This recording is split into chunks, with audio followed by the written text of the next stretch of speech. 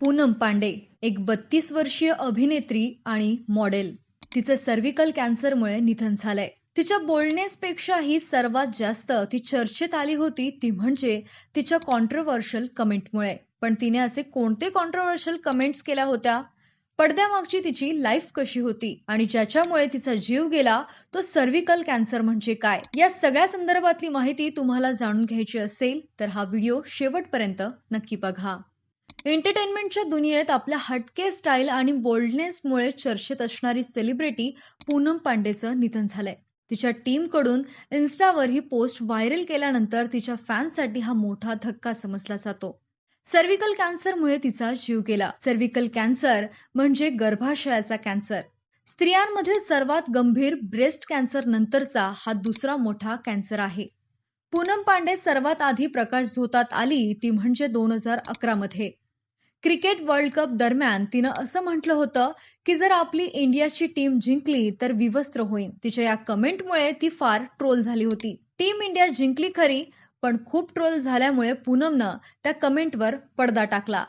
तिने 2012 मध्ये स्वतःच्या नावाचं एक ॲप क्रिएट केलं होतं. पण त्या ॲपवर अश्लील कंटेंट दाखवले जात असल्यानं गुगलनं हे ॲप बॅन केलं. पूनमनं 2013 मध्ये नशा या सिनेमाच्या माध्यमातून बॉलिवूडमध्ये एंट्री केली होती. तिच्या the journey of Karma, Malini and company, दिल बोले हडिप्पा या नावाच्या सिनेमांमुळे ती आणखीन फेमस झाली. तर इकडे छोट्या पडद्यावरील आशिकी तुमसेही, नादानिया या सिरियलमध्येही तिनं काम केलं होतं.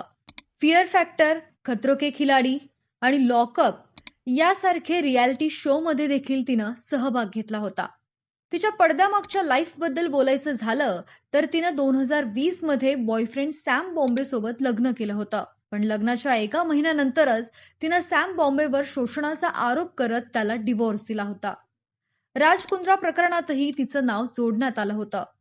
साऊथ गोव्यातील सरकारी जागेवर पूनमला शूटिंगला परवानगी देणाऱ्या 2 पोलिसांवरही कारवाई करण्यात आली होती.